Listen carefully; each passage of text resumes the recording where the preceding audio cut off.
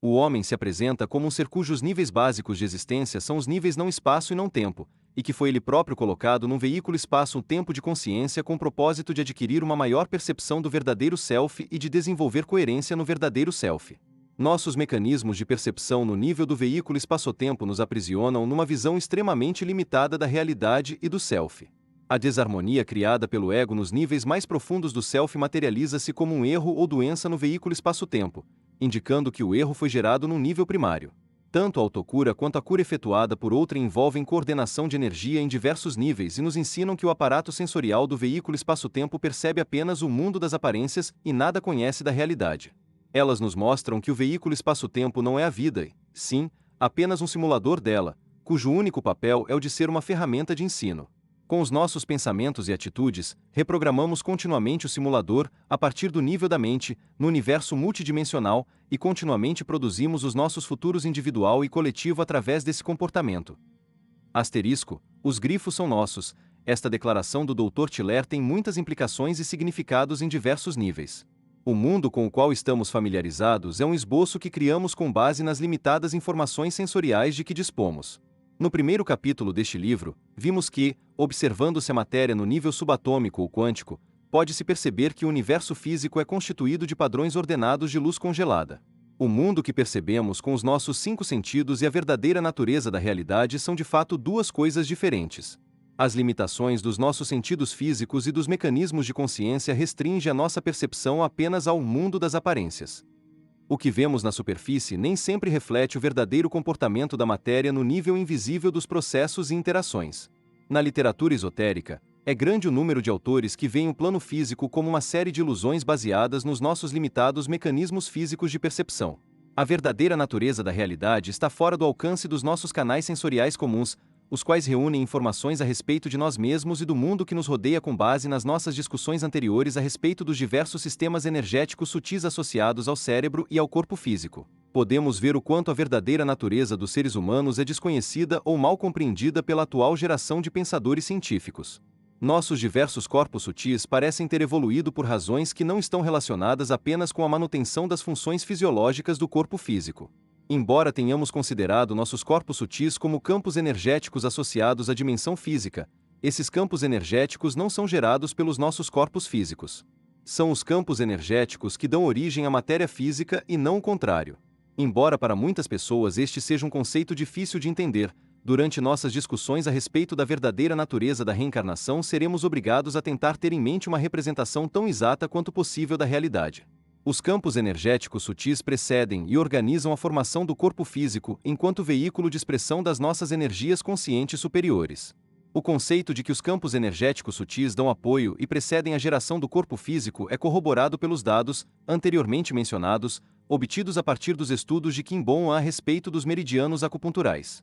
Kim descobriu que o desenvolvimento do sistema de túbulos meridianos precede a organização dos órgãos físicos. Como o sistema meridiano parece estar ligado à interface físico-etérica, a impressão que se tem é a de que o input energético proveniente do nível etérico proporciona a orientação espacial necessária para a organização estrutural do corpo físico.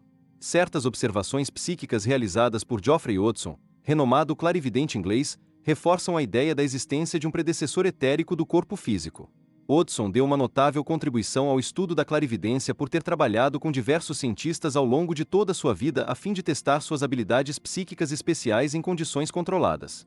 Um dos mais extraordinários estudos realizados por Hodgson foi a investigação clarividente do desenvolvimento do embrião humano desde a concepção até o nascimento. Para citar Hodgson, examinado por meio da clarividência, o molde etérico pré-natal, que surge pouco depois da concepção, assemelhasse um corpo de bebê constituído de matéria etérica, com certa luminosidade própria, vibrando suavemente, um ser vivo, a projeção etérica do arquétipo conforme é modificado pelo karma. Dentro do molde etérico podemos ver um esboço de todo o corpo em termos de fluxo de energia ou linhas de força, cada um em seu próprio comprimento de onda. Cada tipo de tecido futuro está representado, diferindo de outros tipos porque a energia da qual ele é um produto final está ela própria em outra frequência. Assim, os ossos, músculos, tecidos vasculares, nervos, cérebro e outras substâncias estão todos representados no molde etérico por correntes de energia de frequências específicas. A ação das vibrações emitidas sobre a matéria livre circundante talvez seja o fator que faz com que os átomos se juntem em diferentes combinações moleculares para produzir os diversos tipos de tecidos. Essas moléculas são atraídas para as linhas de força e se estabelecem nos locais apropriados do corpo em crescimento em virtude de vibrações solidárias ou ressonância mútua. Assim, mais uma vez, todas as partes do corpo físico se adaptam exatamente, tanto em forma como em substância, ao ego que irá encarná-lo. Grifos são nossos. Na citação do Dr. Tiller foi dito que os indivíduos da nossa espécie são seres cujo nível primário de existência é o nível do não-espaço e do não-tempo.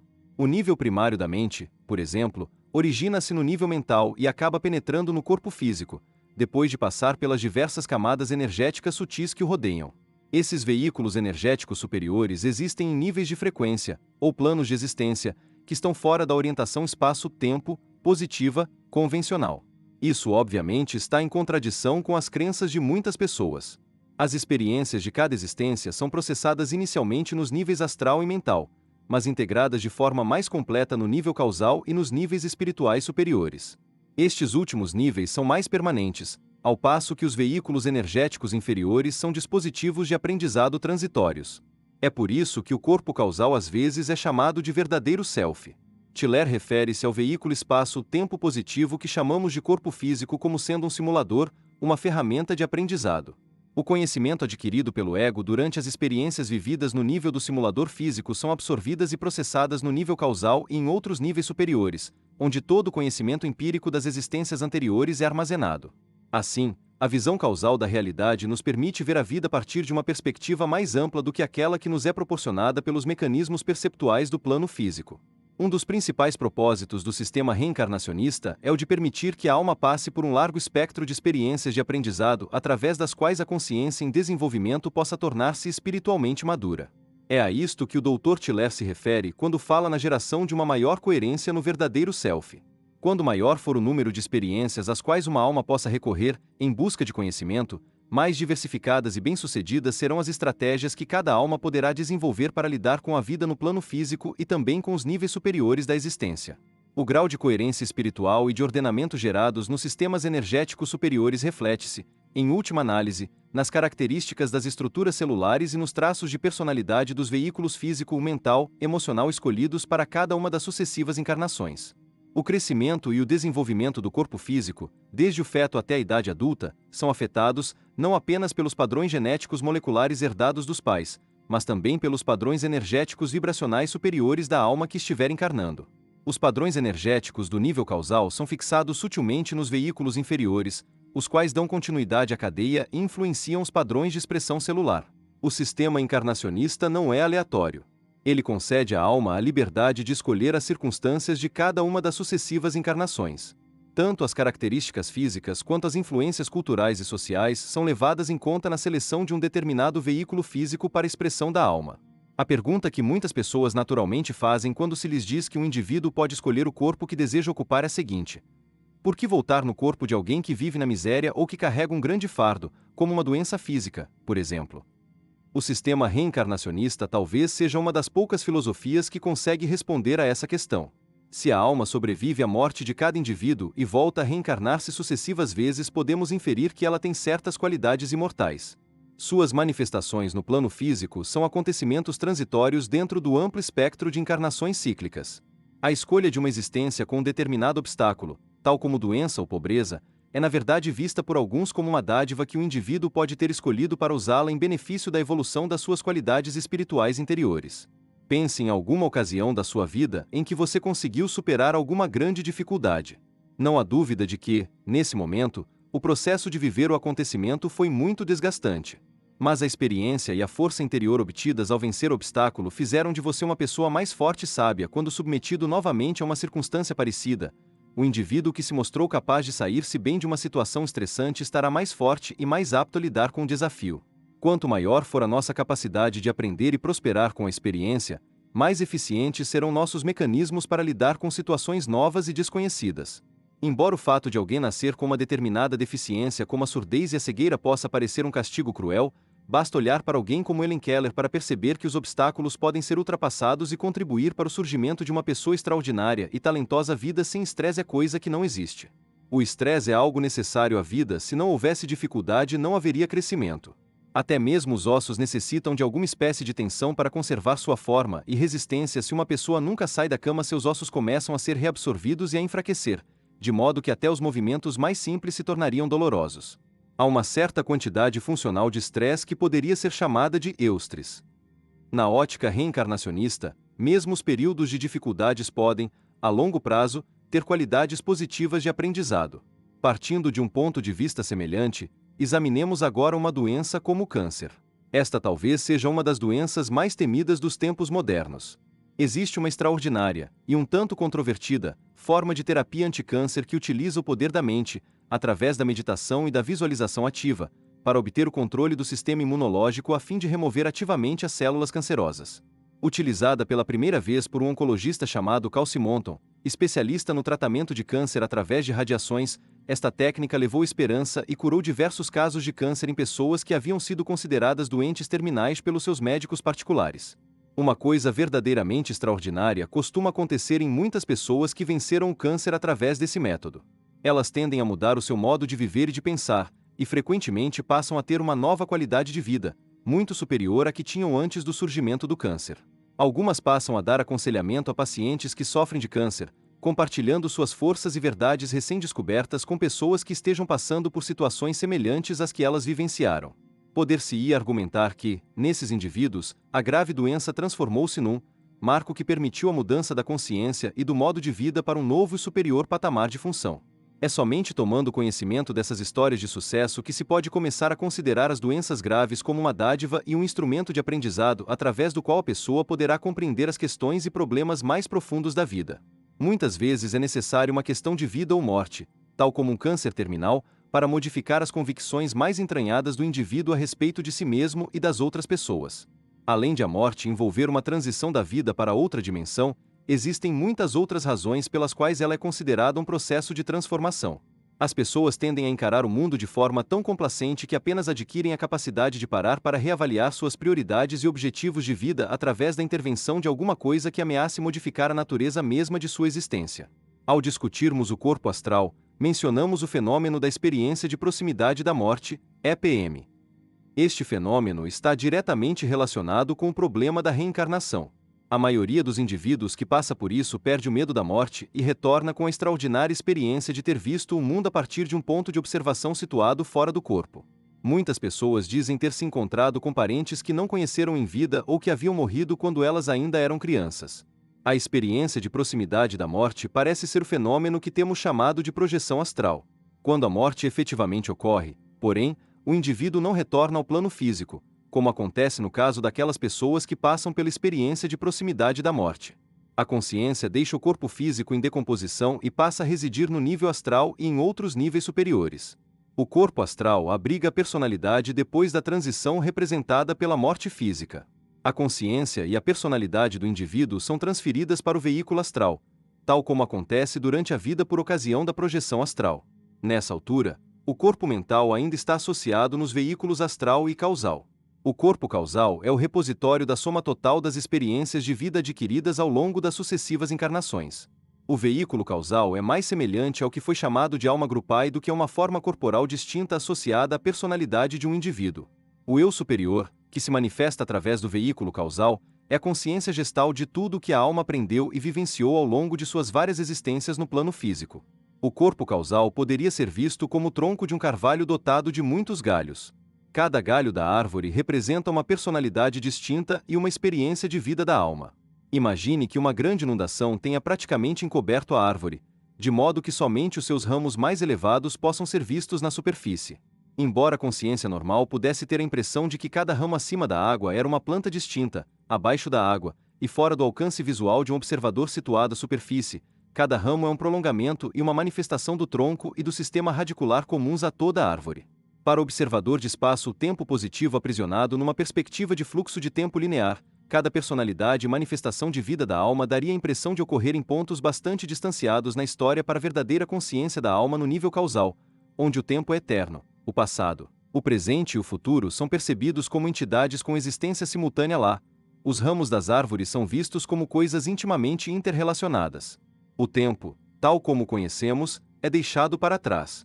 Em vez disso, alguns passaram a ver o tempo como algo esférico. No tempo esférico, cada uma das nossas vidas seria vista como pontos distintos sobre a face de uma bola, como cidades na superfície de um globo. A distância geográfica entre os pontos seria análoga ao tempo decorrido entre as existências. Quando estamos vivenciando cada encarnação, é como se estivéssemos vivendo nas cidades representadas por pontos no globo esférico do tempo. Se pudermos atingir uma consciência mais cósmica ou causal, podemos elevar o nosso ponto de observação e visualizar o globo esférico do tempo na sua totalidade, além de vivendarmos simultaneamente todas as existências distintas, passado, presente e futuro. O banco de dados do corpo causal contém as lembranças de todas as vidas em suas várias reencarnações, armazenadas num nível energético superior de existência. Quando uma pessoa morre, sua personalidade e consciência são preservadas e sobrevivem à dissolução do veículo físico-etérico temporal. Nossos corpos energéticos sutis superiores visam não apenas preservar esse conhecimento acumulado ao longo de muitas existências, mas também permitir que a entidade encarnada tenha acesso a esse banco de informações quando estiver sintonizada com os estados de consciência apropriados. Conforme disse o Dr. Tiller no primeiro texto de sua autoria citado nesta sessão, o corpo físico é um simulador da vida, trata-se de um instrumental de aprendizado. O corpo físico é um traje transitório de tecido físico-químico que vestimos para experimentar e interagir com a vida no nível do plano físico. Através dos nossos vários embates no plano físico, adquirimos mais firmeza, sabedoria e determinação, expressando qualidades interiores que são demasiado numerosas para serem desenvolvidas numa única existência. Além disso, optamos por enfrentar muitas dificuldades e tribulações a fim de podermos testar a capacidade de a alma adaptar-se a situações novas e incomuns. Ao entrar em cada novo corpo físico, o mecanismo interno de esquecimento apaga todo o conhecimento consciente das nossas existências anteriores. Se mantivéssemos as lembranças e a personalidade das existências anteriores, teríamos os mesmos preconceitos e predisposições que havíamos deixado para trás. Cada existência é uma oportunidade para começar uma nova vida, por assim dizer, deixando para trás os erros cometidos no passado. Na verdade, os erros do nosso passado são esquecidos, mas não apagados. Através dos mecanismos do karma, o que fizemos no passado influencia as circunstâncias das nossas encarnações futuras. Este é o verdadeiro significado da expressão, cada um colhe aquilo que semeia. Ao fazer com que nos encarnemos como homens ou mulheres, brancos ou negros, indianos, chineses ou mexicanos, sentindo a vida a partir de todos os pontos de vista possíveis, o sistema reencarnacionista nos permite observar o mundo a partir de todas as perspectivas possíveis. Cada existência permite que a soma total de consciência da alma tire proveito das experiências positivas de aprendizado à medida que prosseguimos na nossa evolução. Como nos desenvolvemos a partir de um estado de desconhecimento e ignorância, costuma-se dizer que a frequência da consciência torna-se cada vez mais elevada. A frequência da consciência é proporcional à complexidade com a qual ela pode responder ao seu ambiente. Conforme podemos ver no diagrama 18, a flecha evolutiva nos impele em direção à direita e aos níveis espirituais superiores. Ao contrário do que acontece no diagrama 17, que descreve as características de frequência do corpo de um único indivíduo, neste diagrama cada curva em forma de sino representa muitos seres. A curva mais escura, à esquerda, representa o espectro da consciência humana. Da mesma forma como a humanidade é constituída tanto por pessoas muito sábias como por outras muito ignorantes, existe uma distribuição em curvas em forma de sino da qualidade da consciência da raça como um todo.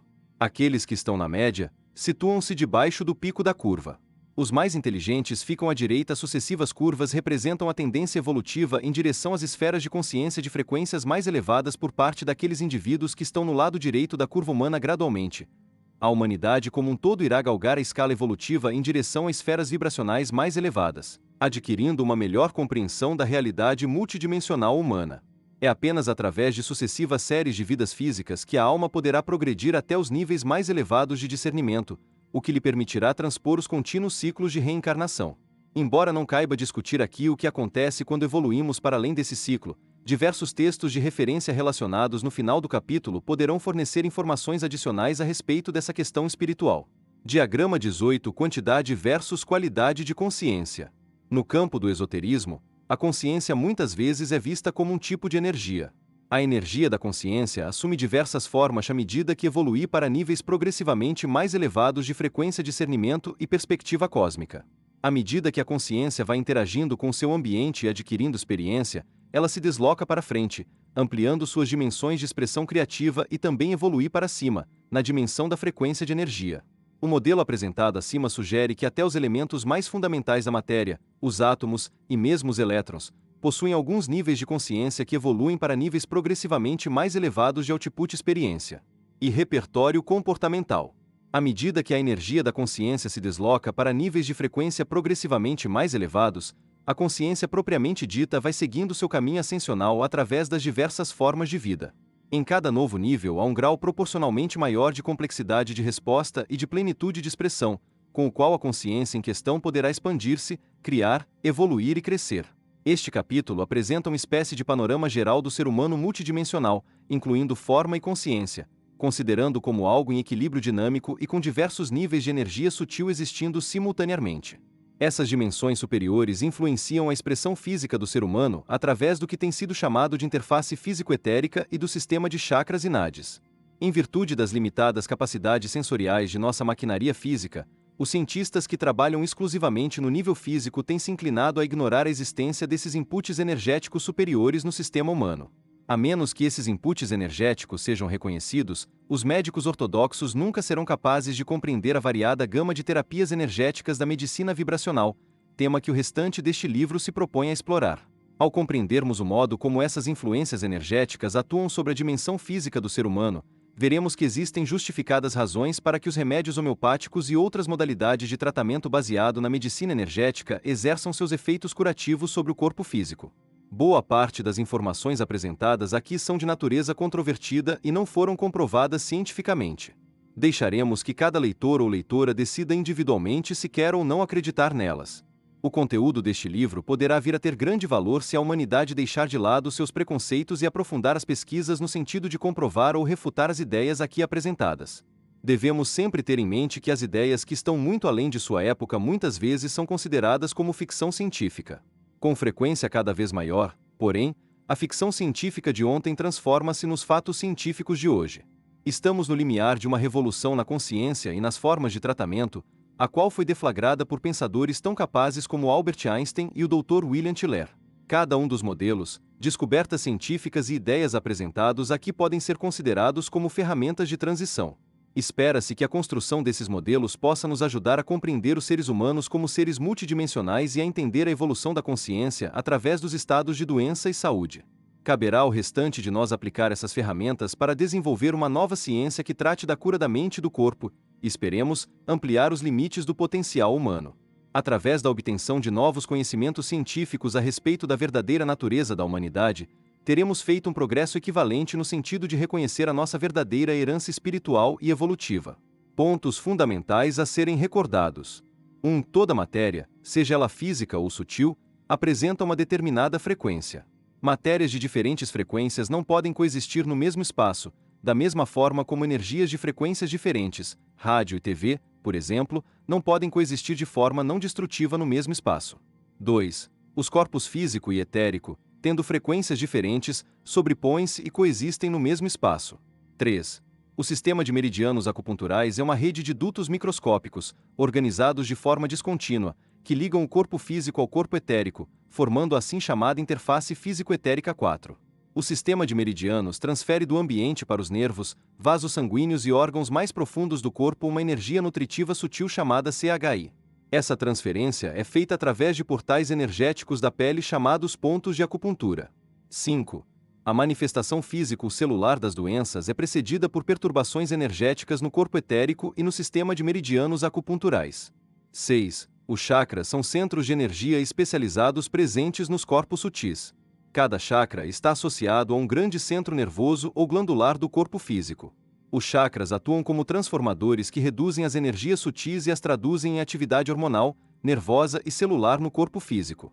7. Os principais chakras, especialmente os do topo da cabeça, das sobrancelhas e da garganta, são também órgãos sutis de percepção e estão associados às faculdades psíquicas da intuição, clarividência e clareaudiência, respectivamente.